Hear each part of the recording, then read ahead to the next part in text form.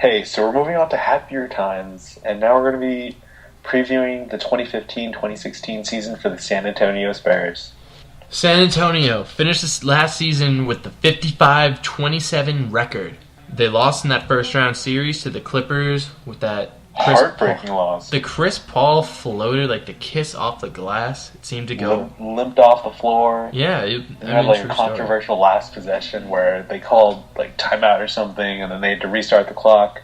It was a really good series. It was a crazy series. Yeah, it was a crazy series, and obviously the Spurs kind of got shafted a little bit to play the Clippers when they had one of the top records in the conference, but we already covered that with the Portland podcast, so let's move on to their additions. Obviously, the key addition is LaMarcus Aldridge. They also added David West, Ray McCallum, Rasul Butler, and they picked up Jonathan Simmons. And as for their losses, they lost Jeff Ayers, Aaron Baines went to the Pistons, Marco Bellinelli went to the Kings, Corey Joseph signed with the Toronto Raptors, and Thiago Splitter was traded to the Atlanta Hawks. Right.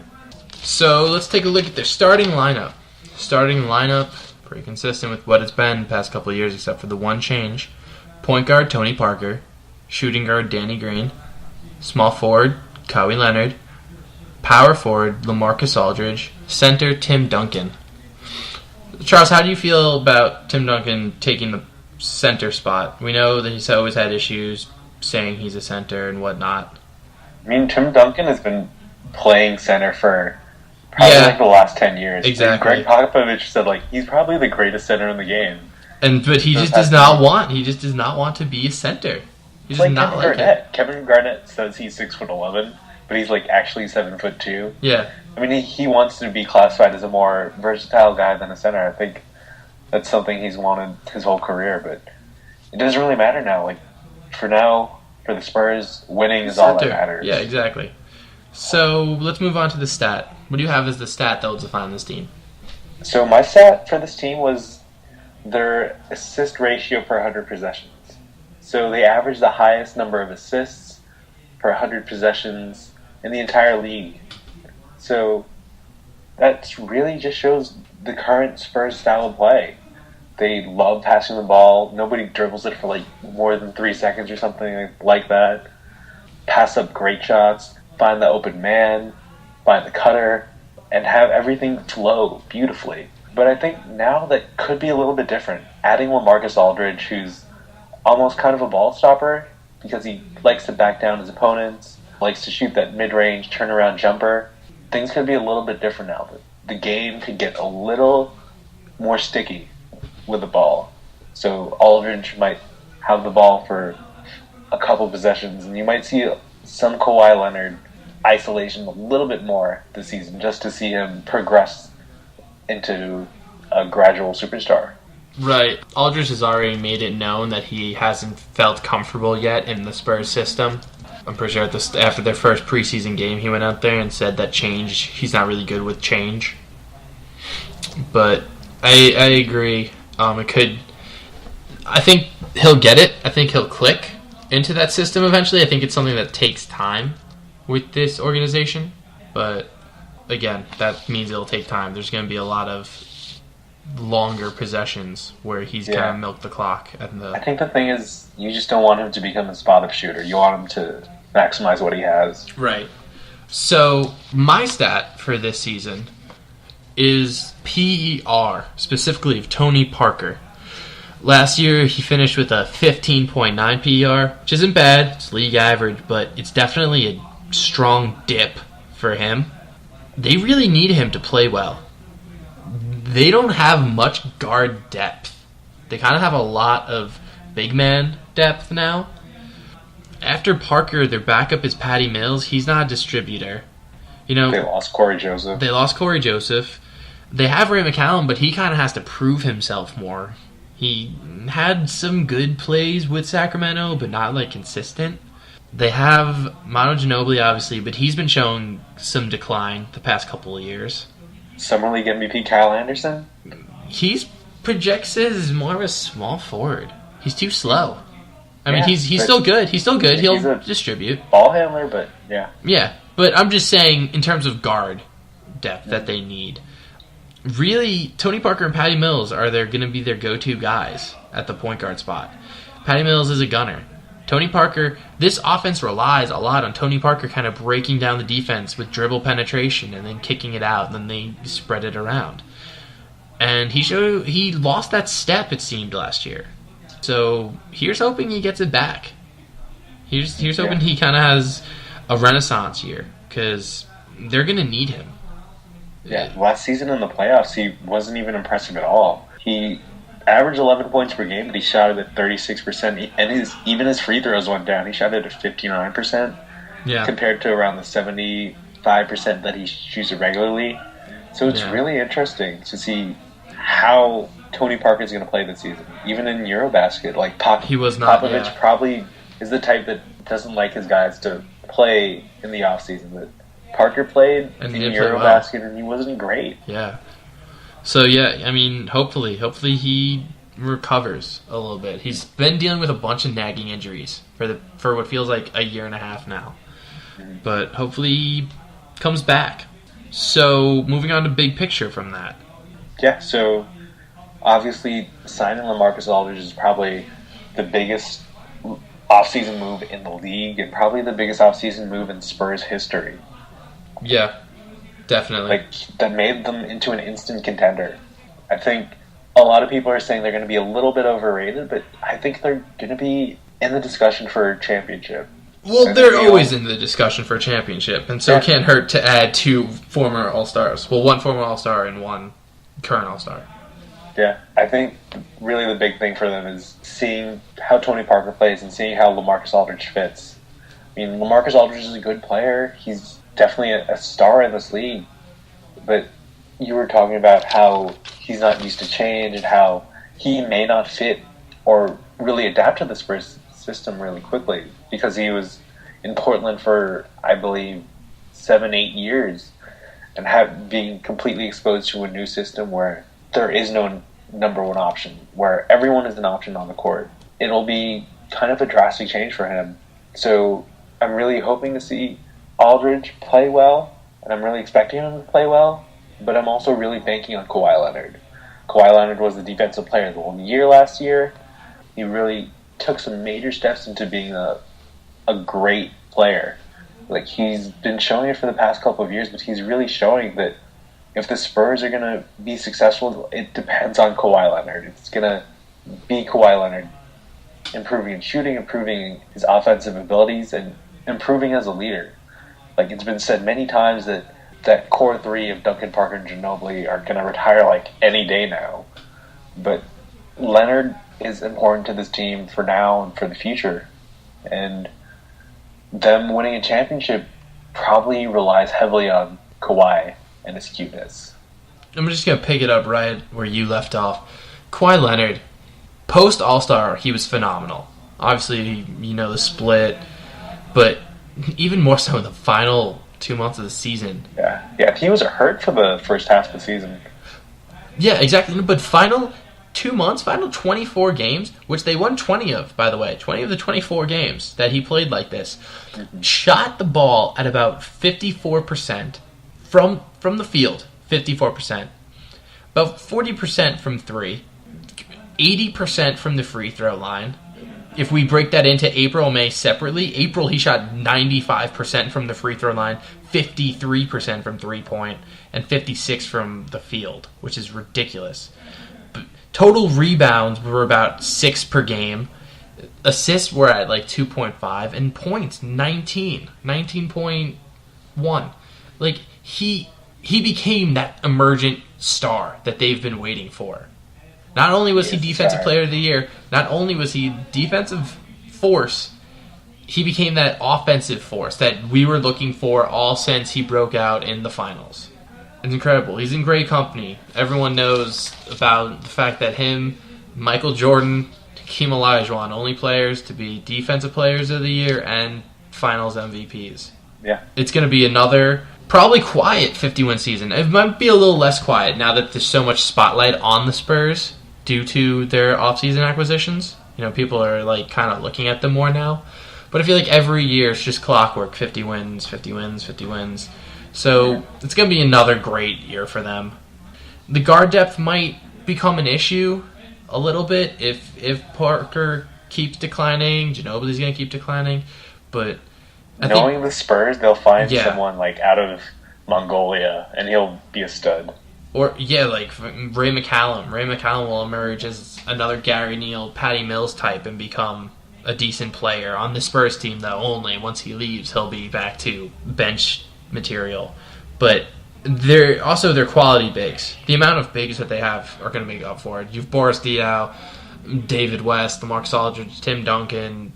If you want to count Kyle Anderson as a big, they have such quality depth up there now. Can we take a second and realize that David West gave up $12 million to play for the Spurs? Well, it was that or stick around in Indiana where he was clearly not a future piece. They made that. That's $11 million that he probably will make back. But still, good on him. He wants the ring. Happy. He wants the ring. Yeah. He knows what's important in his career at this point. But I'm excited for this team. I think they're gonna have. They deserve to have at least 3 All-Stars. But knowing how much the Spurs always get downed on, they're probably not going to.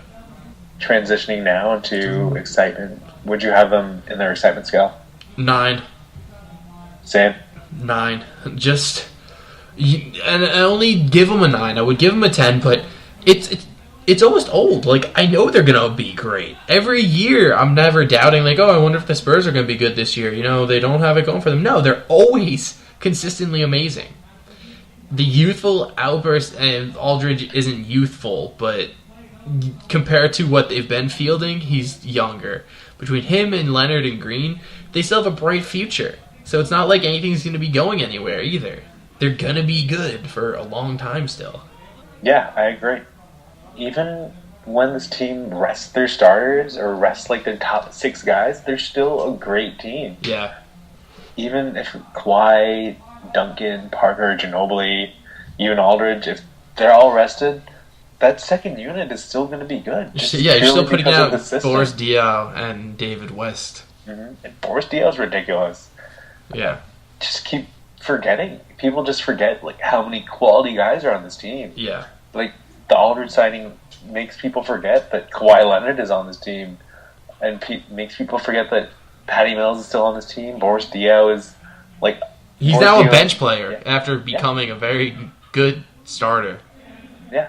No, it is ridiculous how deep they are. And their depth isn't like the Clippers' depth, where we're oh yeah, they took starters and put them on their bench. No, their depth is they made rotation pieces that no one kind of was Boris Diaw was kind of he was disliked from Phoenix, stopped stints in Phoenix and Charlotte.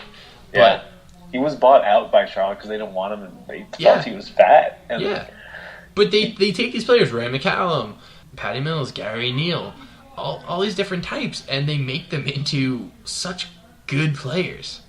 I think, they maximize their skills. Yeah. I think some, Jonathan Simmons, they signed him out of Summer League. I think he's, a sleeper pick for a Spurs breakout player. He hustles a lot. He's very athletic. I think he fits into the Spurs system. I might be wrong, but... Well, no, the thing is, what people never realize, Aaron Baines is a good player. But you didn't see Aaron Baines because there weren't enough minutes in a game. And he signed a deal with Detroit. He's going to be a good player. Yeah. He fit amazingly well in that system, and he just didn't have the minutes there. But they take these players and they teach them how to be winners, which is a huge deal. Yeah. So, after that, moving on, record predictions. What do you think for this team? I'm a little sad they bought out Jimmer Fredette, but that's another thing. I was going to drop that during social media, but you can go on. We can expand. So, I think for this season, the Spurs will be great, honestly. Obviously a championship contender. Wins-wise, they were 55-27 last year. I see them staying about the same. There's going to be nights where all of their starters rest, and they're going to be basically trotting out a bench team. And it doesn't matter. They're going to make the playoffs anyway. It doesn't matter what the record is. Like, even though seeding might be more important this year, especially considering how they lost to the Clippers last season in the first round. Yeah. But if they're a good team and if they're the best team in the league, nothing can stop them. And I feel like they're one of the top 3 or 4 teams in the league. I agree that they are one of the top 3 or 4 teams in the league. I think that they are one of the 3 teams that are going to challenge for this title. Like one of the 3 most likely to take the title home. But I have to say, I think their record's going to take a dip. I think they're going to be like 52 wins, maybe. Not because they're bad, because of the issues we've talked about, of Aldridge's fit from the get-go. Will Kawhi keep that dominance that he showed at the end of the last season, or will it take him a little bit of time to find it again?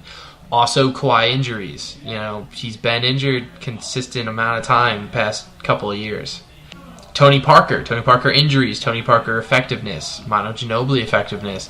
These are kind of questions that, I don't know. They're obviously not going to miss the playoffs. They're not going to do poorly. But I'm not sure if they're going to be top that 55. I could see a ceiling of 55 wins, but I don't know. It's very dependent on if Aldridge and West fit that system right away. Aldridge more so, because I think West actually fits in very well from the get-go. Yeah. But we'll see. Moving on then to social media. So did you have anything to say about Jimmer Fredette? Jimmer Fredette getting cut, and I feel like we just need a podcast where we can just talk about stuff like this, like a separate one than the team previews, because there's so much time that I want to talk about. Like, where did it all go wrong for Jimmer? I think drafting him at number 7 was where it went wrong. But at the same time, why is he getting cut from the Spurs? Why did he get cut from the Bulls? Why is he getting... I don't understand what's happening with Jimmer, because I get he's not a good defender. I get a lot of the hype when he was playing at Brigham Young was, he's a great shooter. He destroyed the college game, but he was never going to translate. Nobody expected him to translate his game to the NBA. It was very well noted the deficiencies he would have, and yet still Sacramento took him. But I don't think he doesn't have a place on a roster. Yeah. I think he deserves a chance to kind of be on a team even, especially a team like the Spurs. The Spurs would have maximized his talents. Danny Green was Jimmer Fredette way back when. If you remember Danny Green's days with the Cavs didn't want him. They were like, yeah, Danny Green, he's all right, I guess. He would practice with them. He would always shoot, but they didn't want to keep him. And the Spurs picked him up, and they turned him into one of the best defensive 2 guards. Averaged a block a game last year at the 2 spot. An amazing 3-point shooter. He can hold his own in both offense and defense. He's no slouch in the game. He turned into one of the better players in the league. And I feel like if somebody gave Jimmer that chance, if the Spurs gave Jimmer that chance, no other team, I think the Spurs could convert anyone into that. Yeah. I don't know. It's just, I find it odd. Yeah, I was a pretty big fan of Jimmer Fredette coming into the league, too. And, yeah, I'm kind of disappointed to see how far he's fallen. Even though I didn't think he was going to be a star, I thought he was going to have a role in the league. A lot of people were saying he could be a smaller version, a point guard version of J.J. Redick, but he just hasn't had the time. I think in New Orleans last year, he played pretty okay. In limited minutes, yeah. He played well for limited minutes. I don't know. I really don't understand, unless he just has that uncoachability factor that Thomas Robinson apparently has, that he keeps getting kicked off teams, but I'm really not sure. I mean, if Anthony Morrow still has a job in the league, if Marco Bellinelli still has a job in the league... I don't understand why Jimmer Fredette wouldn't get a job. I agree. Yeah. Yeah, I don't know. That was very big. Anything else related to this that you wanted to comment on? I mean, social media-wise, Tony Parker and Boris Diaw were seen hanging out with Zac Efron and Seth Rogen. That's pretty cool. Tony Parker is just so much more chill than people realize, I feel. Remember the whole big thing? There was a huge, bar fight, and then out of nowhere, Tony Parker was there. Yeah, with Drake and Chris Brown. It was just out of nowhere. It's Tony Parker was chilling with them. He got hit in the eye. Wait, what? Why did Tony Parker? Where was Tony Parker? Why was he there? But yeah, he apparently is just the guy. If you want someone to chill with, you got to hit up Tony Parker. Mm-hmm. I'll hit him up. That's him in San Antonio. Yeah. Anything else? I'm hoping for some development from Kyle Anderson. I think he'll get more burn now that he's a sophomore. After that great summer league, he deserves to play a little bit more, and I think they'll need him to play more to get that distributor out there. You know, there's a big open spot behind Kawhi. You need a 3. Yeah, I'm all for slow-mo. Yeah, I agree. I concur with this. Any other points? No. All right, I got nothing. All right, thanks for listening, guys. Yep.